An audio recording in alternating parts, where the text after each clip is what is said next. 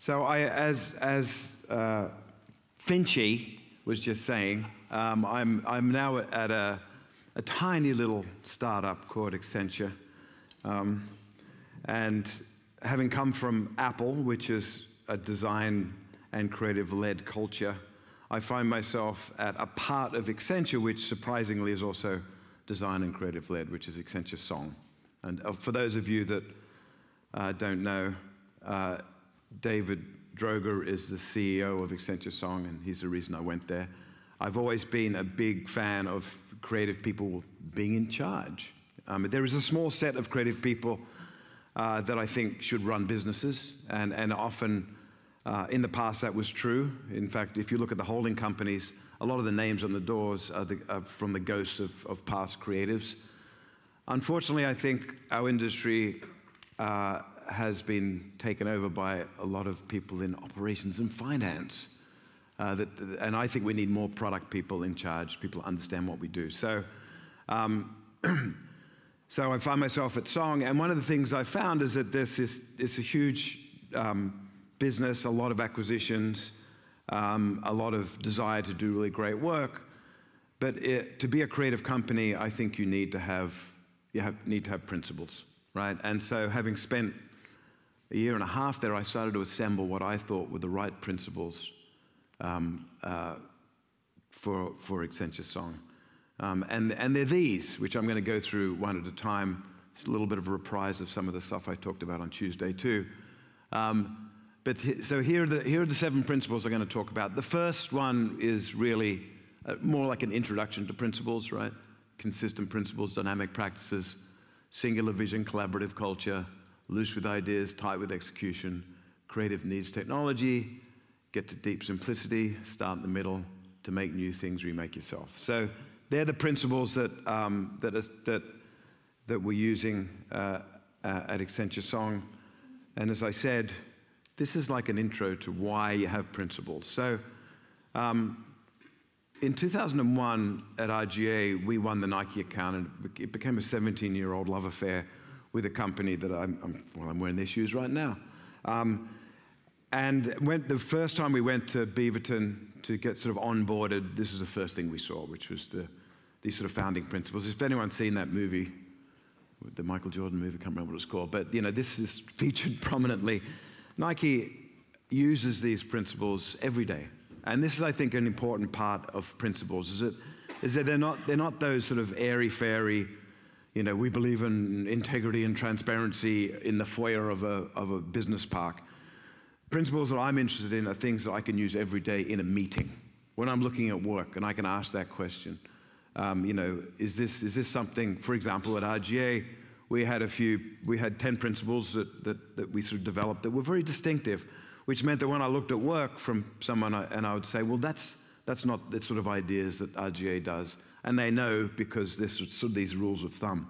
I was at Apple before I went to Song, and this was written in 1977 by the then head of marketing, and this is still true to this day. So these principles of empathy and user first and focus, simplicity, and just high quality and care for detail, they're still true to this day. And then, of course, Apple has larger principles that we all know because they live in everything they do. Simplicity is the principle of Apple, for example. So it's not surprising that whenever they come out with a new product, you expect it to be simple and intuitive, right? So when I say consistent principles and dynamic processes, what I mean by that, I've gone forward. There's no way to go back. It's below.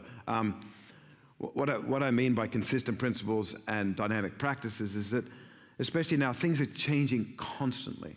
The best chance that you have of being differentiated whenever you do the new thing is if it's based on principles that don't change. So if principles don't change, simplicity, in the case of RGA, we believed in behavior first and message second, right? Then when the new thing comes along, you know how to orient yourself. You're not just chasing something and doing best practices. If you're just doing best practices, then I think that's a bit of a problem. It's interesting, actually, this gentleman here from TikTok. When I was at Apple, we actually spent a lot of money on TikTok. And I remember when I first came to Apple, there was a small social team that were so obsessed with best practices that we were sort of getting lost on these platforms because we were just like everyone else. And my thing was that, like, we're Apple. We don't want to bend to these platforms and get lost. We need their platforms to bend towards us. And so we did things on TikTok that were different to other people, and that was hugely successful. So there's a difference between best practices and principles applied to new platforms, right? All right, so singular vision, collaborative culture. Now here's a sort of interesting contrast between big Accenture, which is an enormously successful company. It's 800,000 people all over the world doing, and if you look at the stock price, it tracks pretty well with the tech stock. It's a hugely successful company. But what Song does is connected but different, right? Because we're a creative company. We're not tech and operations and consulting. We plug into those things. We're connected to it, but we're very different. And one of the things that I found interesting when I first got to Accenture is when I looked at large Accenture, what works in large Accenture is this free market of ideas. So not a singular vision, but a free market of ideas, because they're working across different industries, doing different things across a broad thing. And typically the workforce in a consultancy or in operations is more like a sort of gig workforce where you go, you can choose your own adventure. So the workforce is often very atomized. And so what was interesting is that we needed different incentives and structures at a creative company, because all creative companies, no matter whether it's on a project or a vision, when you have a singular vision, you're going to be more powerful, right? And to pay off on that singular vision, especially now when you need these multidisciplinary teams, you need a collaborative culture. So that's sort of it. And why I put this in is because it was sort of an inversion of what was working for big Accenture.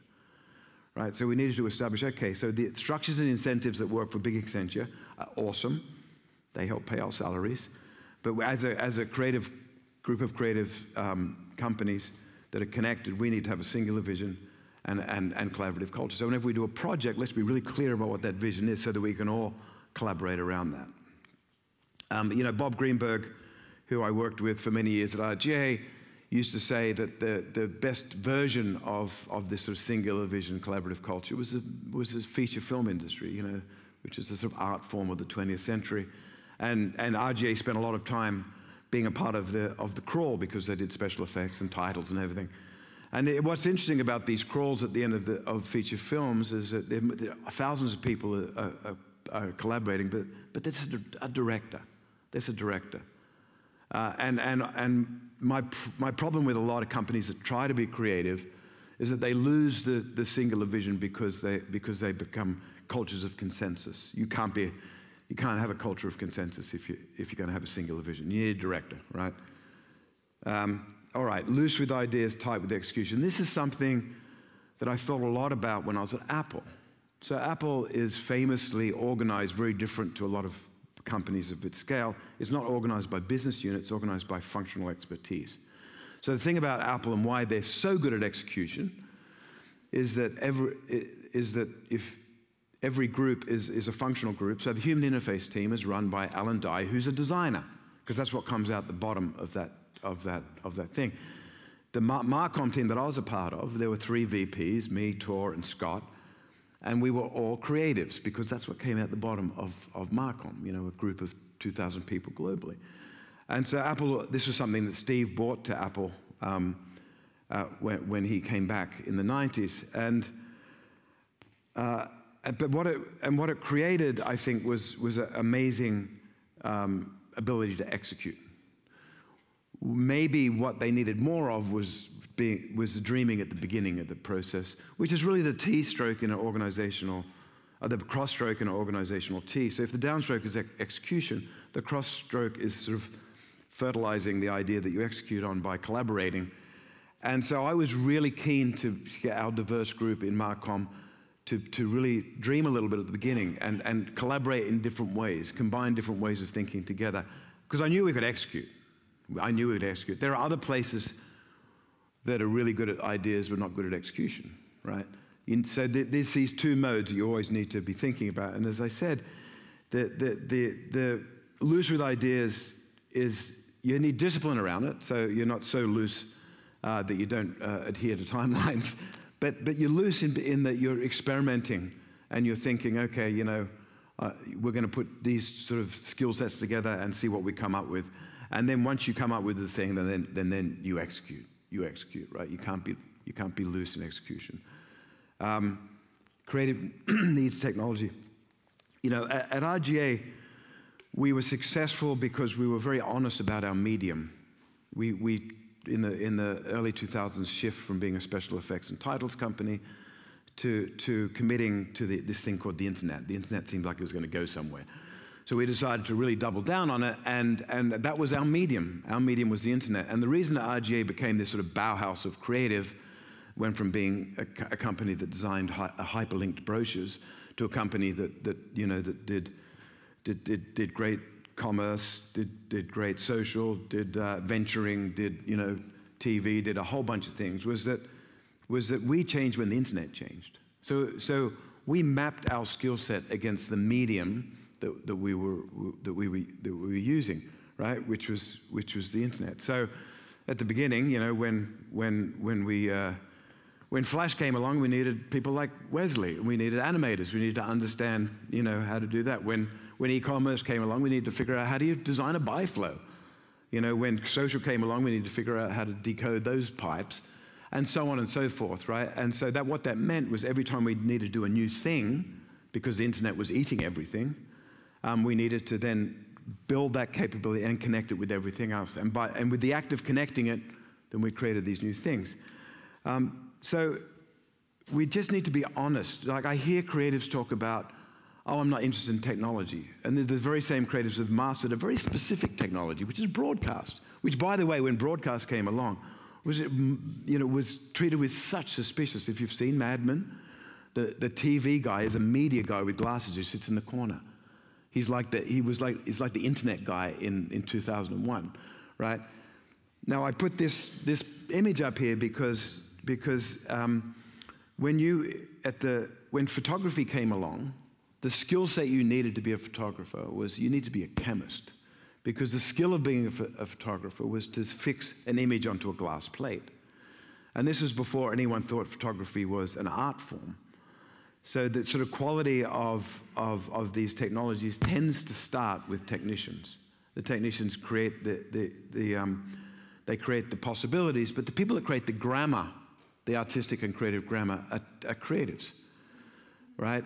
And so claiming that something's a technology and that you're not interested in it and you're going to keep doing the thing that you're doing, even though that's technology, means that you are consigning that technology to a grammar of the past. You know, so the first photographers, these technicians, they took painting as their cue, so they did portraits and they did landscapes, you know, and it wasn't considered an art form, and this is true for film too. The very first film that you see that, you know, the Lumiere brothers and these sort of founders did were just fixed camera and a moving image, and the parlor trick of a moving image was enough. Like, it was a technical achievement, and everyone was so gobsmacked that no one was thinking, oh, this needs a new grammar. This was before editing came along and zooming and all this. That is a complete artifice. There's nothing natural about an image disappearing and appearing or zooming around. It was invented by creative people. We think it's normal now, but it's not. If I put a modern film in front of someone who's used to watching Greek theater in first century Athens, their mind would blow up. They wouldn't understand it at all. These things are artifacts, and they're creative artifacts that we impose on these technologies, right? So this is like theater. It's filmed theater. Right now, if you look at a lot of the Mid-Journey stuff, Edison's kinetoscope. There's nothing about that about what we're doing in Mid-Journey now that suggests that we need that a new grammar is being imposed on this. It's our job to do that. Don't leave it up to the engineers, the brilliant engineers that have created it. They're not going to come up with a new grammar any more than Kodak came up with a grammar instead of Scorsese, right? So this is, I think, a challenge that just understand that you can't be creative without a medium, right? And I think one of the original sins of our industry is when we separated creative from media, the context of creative was stillborn at that moment, which is why to this day, when I was on the client side, whenever I worked with agencies, they couldn't explain an idea without a 30-second anthem. And somehow they thought that was primal, and that's how you display a big idea. What I saw was them using the last medium that that industry was fluent in, had any proximity to. And that's why it's so important that companies like MediaMonks, for example, right? MediaMonks has been successful because they're honest about their medium. They built, the fact that they came from being more of a production shop working with agencies is actually a feature, not a bug, because they have a fluency in the medium and they're not pretending that a big idea floats above the technology. It does not float. The definition of a creative idea is something you've pre-visualized in a medium, right? A big idea that floats above execution is strategy. A creative idea, so that's why I've never bought the concept of a big idea. Because if it was big, it wouldn't look like film every time I saw it, right? In fact, I would argue that ideas are best tested in a more dimensional context, which is the interface, right? It's much more dimensional than a film. All right, so it's deep simplicity. I'm going to go back to 2005, right? This is a period piece. I worked on the Nike, the original Nike Plus, and for those that are too young to remember, this pod goes in your shoe. It connects to this sensor that plugs into your nano. Remember nanos? This was before smartphones, and so the challenge for the team was how do we take this data, this running data, and how do we display this on a desktop, right? And what's interesting about this was that we had the most amazing team at RGA. We had great experience designers, we had great systematic visual designers, we had running specialists, we had middleware software people. We had amazing clients that understood the category. And we all came together and we pooled our expertise, and then we transferred the density of that expertise onto the user. And I remember we did like 50 different options for this, because we were very nervous because Mark Parker and Steve Jobs were going to get up and announce this. And so we wanted to make sure it was really great. And so we just completely overdid it. And I remember halfway through looking at a whole bunch of options, I saw something which was just peak expertise. It was like, oh my God, we have poured all expertise into this. Now, I don't have the slide or the interface because it's lost on a SciQuest somewhere. But it looks something like this. I mean, it was so complicated. I just pulled this from the internet, but it looked like a financial chart, right? So if this is a week's worth of runs, we wanted to display every single vector of that run because we wanted to show that we really understood the problem. And that's when I realized that how important it was to choreograph your different sensibilities. So I talked on Tuesday, some of you were here, about the difference between systematic thinking and narrative thinking, or spatial thinking and temporal thinking. And typically, systematic thinkers who are designers and technologists, they see connections, right? And so what we'd seen here was we had preferenced systematic thinking as opposed to subtractive thinking, right? So if you look at that project along these vectors, the time along the bottom and the complexity is the vector going this way. Complexity is basically how much you know about a problem, right? At the beginning, you don't know a lot about a problem. It's not complex. The world is complex, right? And so what we had done is that we had asked all the questions, seen all the connections, seen all the possibilities, and then we would vomited them out into an interface. What we hadn't done is transferred that systematic thinking, seeing connections, asking questions, to great narrative thinking, which by definition is subtractive because it's about the revealed moment, right? And what subtractive thinkers, and this is true there are designers that are better temporal thinkers and spatial thinkers too, is that what they do is that they stop asking questions and they start making decisions and they start subtracting and they start thinking about what the essential piece is. And so there's this moment in the middle of a project when you have great spatial thinkers and great temporal thinkers working where you sort of reach the inflection point and then you pull it back down to simplicity. It's important to recognize, right, that this is not a shallow bell curve. The worst of a traditional agency is when a comms planner comes up with the strategy on the way to the meeting based on a tweet they saw. There's not much rigor there, right? Divining the zeitgeist by, the water in your body is a sort of classic English planner, right, Ian? And that's a shallow curve. That is not deep simplicity. That is shallow simplicity. So the thing is that the point here is that you need to get to simplicity, but you have to go through complexity. You need to understand it. That's why I call it deep simplicity, is that it's informed, it's rigorous, and a place like Accenture is really good at the deep bit. And what Song does is translate that complexity into something simple and human and usable. And for those that love skeuomorphism, this was the height of that. So this is what we did. And what's important about this is that, it's not particularly precise. These lozenges aren't really precise measurements of each run. But on the hover state, we unpack the complexity when you need it. And it's a sort of thoughtful, narrative way of thinking about an interface as opposed to a dashboard that shows everything, right? All right, start in the middle. I mentioned this yesterday, and I think this is a really important thing. So if deep simplicity is the thing that I think about that informs digital products and design, what informs advertising and marketing is this thing I think about called start in the middle, right?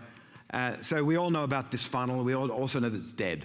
We know that the funnel, and Google talked about this decades ago about the fact that the funnel is no longer shaped like this. But there is this sort of idea still out there in the world that when someone is deciding to buy something, they have this set of things that they're aware of, which have been informed on by advertising, that then they cut that consideration set down, and they find out more about it, and then ultimately they create action. This is more, the consumer behavior looks more like an onion now, which is there's just not a lot of stuff that you can get aware. Awareness is hard right now, and it's also lumpy, and it's not always brand-led. The point is that once I've decided I'm going to buy something, I have all the information in my pocket. So why wouldn't I then expand my consideration set and find out about things that I knew nothing about because I can find them immediately? And then I finally go to action, right? Now, why this is important is that our industry is designed in exactly the opposite way, right? Not because it's been thoughtfully designed, but because there are these two emerging cultures, one emerging, the other one more mature, right, of brand and performance. So the brand tribe, which are people that tell great stories and understand how to talk about a company in a way that makes people feel something. But they typically aren't very good at media and technology. They've sort of, as I said, the creative agencies were separated from media, so they separated out and thought that was something they had to think about later. And then you've got this emerging tribe of performance marketers who understand media and technology down to a pixel, but really are sort of artless and don't understand how to tell a story and don't think it's important, to be honest. They think the pipe's more important than the thing that goes in the pipe. So really that we have these competing tribes, oil and water, of art and math, and if I was to be unkind about both, I would say that the top tribe is making beautiful things that no one sees, unless you're sitting in the Palais at Cannes. And down the bottom, they're making really ugly things that we're all seeing, and they're chasing us around the internet, right? And as I said, this is ridiculous because we've hollowed out the very place that people are actually making decisions, which in the end is what we're trying to do as marketers, help people make decisions on behalf of our client. Another way to think about this is, well, how is a consumer, what's the consumer state in this point? Well, the top, you're trying to make them feel something, right? And the bottom, you're trying to make them act. Both of those things are hollow, I think, and not very useful unless you do the middle, right? Which is understand. Now, and this, again, this is, now I'm not talking about a funnel. I'm not talking about, oh, we need to do more mid-funnel marketing. I'm talking about the quality of marketing needs to start in the middle. It needs to be really explicit about the value, right? And curiously, I mean, Apple was doing this way before the internet. So the reason I bought an iPod was because of an outdoor thing that 10,000 songs in your pocket. I can't think of a more explicit way to talk about the value of that piece of technology. There's an app for that, is when I bought an iPhone, right?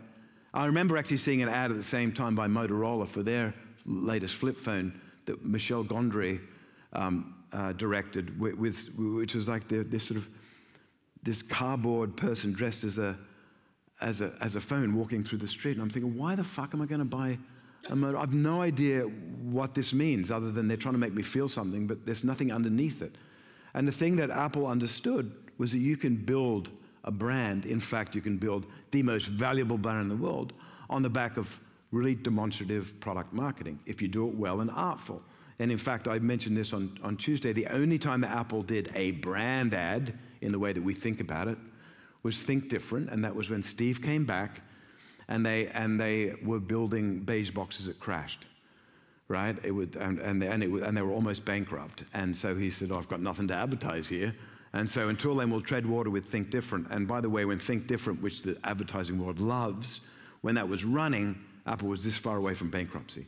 And it was only the iMac that pulled it out of the death spiral, and that was the beginning of a long run of product ads that built the most valuable brand in the world. So the idea here is not that you've got to do more mid-funnel advertising, which you do need to do, by the way. It's more that even when you're at the top, you start from understand. When you're from the bottom, you start from understand. So make the awareness stuff, the value really obvious, be more demonstrative. And when you're doing this bottom of the funnel stuff, give them a reason to click, right? And the reason to click isn't because you've A/B tested the color of a button, right? You've got to dignify the bottom of the funnel with craft and concept. So all those creatives that think that, oh, I don't want to do performance marketing, it's artless. It's artless because you're not there. So turn up and do some great work. It's possible. So again, the point here is you've got to start in the middle. It's not, oh, you've got to start doing mid-funnel marketing. It's like you start in this place in the middle. Okay, so last one. How am I going? I'm going pretty good, actually, yeah. This was the theme of the presentation I gave to a small group of indiscreet creatives on Tuesday. And it's basically recognizing that you have to reverse engineer everything in your company from the thing that you're making. So the example I gave at RJ is that we changed our structures and our ways of thinking. We didn't change our principles, but we changed our structures every time we needed to do a new thing. We incubated something and then connected it. Because you can't make new things with old structures, right? So one way to think about this is that every company has a structure. It's a model, right? And the structure is how are people organized and how are they connected, right? And then they've got the people, right? And then the thing that connects those things is process. A sure sign that you've either got the wrong people or the wrong structure or both are wrong is when you're obsessed with process. People are obsessed with process, generally in a swirl because the top is wrong or the bottom's wrong. If you've got really thoughtful, brilliant people, and they're connected in the right way, the process figures itself out, right? And in fact, the genius of your people is the thing that you want to determine the process. If you just blindly follow a process, then you stop your best people from thinking, right? But I want to specifically talk about the bottom bit. I'm assuming that you've got great people. They're really smart, they're really talented. So how do you think about how you organize them? So in my mind, a company is just a bunch of people connected, but they're connected in different ways. And this is an important point because most companies don't think about this. They think about, oh, we need to connect information, or we need to have a call every Tuesday. And every now and again, we'll have a workshop where we'll put a whole bunch of stickies up on a board, and then we'll go back to our day jobs, right? And the structure of the company will revert, and you'll get back to the habits. One of the things that all companies do well is what I call a transfer connection, which is that they just give information out, right? And so when I was at Publicis, if Sapient had a client that they thought might need some marketing, then they would hand off some information to Leo Burnett and say, you guys should follow this up. Okay, that's transfer. At Accenture, we get an email, every week, which is telling us what's going on at Accenture, what you need to do, and it's really useful, right? But I'm receiving it in a sort of passive way. We all need to do this, and we all do this already, and we can do this, by the way, remotely. It's not a problem to do it through a screen, right? The second connection I call a compound connection, which is when one team makes the next team better, right? And the example I give for this is strategy makes creative better. If it doesn't, then you're wasting money on strategy, right? And you're wasting time on strategy. So a compound connection is one of those things that you regard whether something's working, and then there are two vectors to make sure it's working. One is collaboration and one is information. So as a strategist, if you're giving someone a one-line brief, it's probably not enough for a creative, But in the same token, you don't want to give them a 500-page brief. Right? That's not useful. There's a Goldilocks amount of information that's going to really make a creative person do great work, right? And it's a Goldilocks amount of collaboration. You don't want someone to pass that brief off to you and then walk away and never see them again. You probably hope that there'll be some collaboration at the beginning of the process to make sure you're steered in the right direction. But you also don't want a strategist, looking over your shoulder in the edit suite, right? And so when I think about this, I think about, is the first thing making the second thing better? If not, how do we adjust these two vectors? And we should be thinking about compound connections in places that we don't have them now. I'm surprised often by the fact that how little analytics supports strategy in a lot of agencies. It's because we haven't figured out that compound connection. A strategist will go online and look at some research and everything, but what about some real sort of bespoke research and analytics, and how would that affect the strategy? So these compound connections are really important. And the last one, which I think is where innovation lives, is typically between people. I call it a synthetic connection. It's when two people create something that they couldn't create by themselves, right? So the classic example of this is the Burnback team. So there was a time when the creative team in agencies was a copywriter. It was a Don Draper in the corner office coming up with ideas. When the idea was baked, he would send it downstairs, and an art director would color in the ad, and that was the process. It was a handoff. And when Burnback decided to connect the art and copy as a team, what he created was the creative revolution. And we went from ads that were just illustrated taglines or illustrated copy to this sort of really interesting tension between word and image. Like the Volkswagen work of early Burnback was sort of emblematic of that, and it created. But the point here is that when we think about the creative revolution, it's not because all of a sudden people woke up and said, "I'm going to try to be more creative." It was because of an organizational innovation, and we need to be thinking about this constantly, which is why it's so galling to me that these traditional agencies haven't innovated their teams since Burnback, since the late 50s. The world has changed, media has changed, what we need to do has changed, but they haven't changed it, right? Now, I mentioned this again on Tuesday, and I'm going to apply this thinking to Gen AI and how you might think about using this medium, right? And how you might structure a team around it, right? And so, as I mentioned before, the old model in pre-50s was copy handed off to art, right? And then Burnback came along and created this amazing synthesis. And what you got was ads that looked like this before the Burnback team, right? Which is an ad about Plymouth cars. And some research person realized that, a lot of taxi cabs are using Plymouth. That must mean that they're good. So that was the idea. The copywriter wrote the idea down, sent it downstairs, and then this guy from Staten Island, who's never met the copywriter upstairs, colored it in. And so, why do we see someone say, "Oh, I should make it a taxi cab. I'll put a family going in it." Okay. Now, the thing that characterizes this ad is that I can take away the image, it still works, and I can also take away the copy, it still works. These things work in parallel. They're not synthetic, right? Because the process of this team is a handoff, and so they just sort of overlay the same thing on top of each other. And then Burnback created this team, and you had ads like this, right? And what's amazing about this is it can only come out of a conversation. So innovation comes from a conversation between two different ways of thinking. Two different ways of thinking which somehow spawn a third way of thinking that's never been thought before, right? And so in this case, if I took the image away, it makes no sense. If I take the copy away, it makes no sense. It's a synthesis between those things. And this is true of any great creative team, right?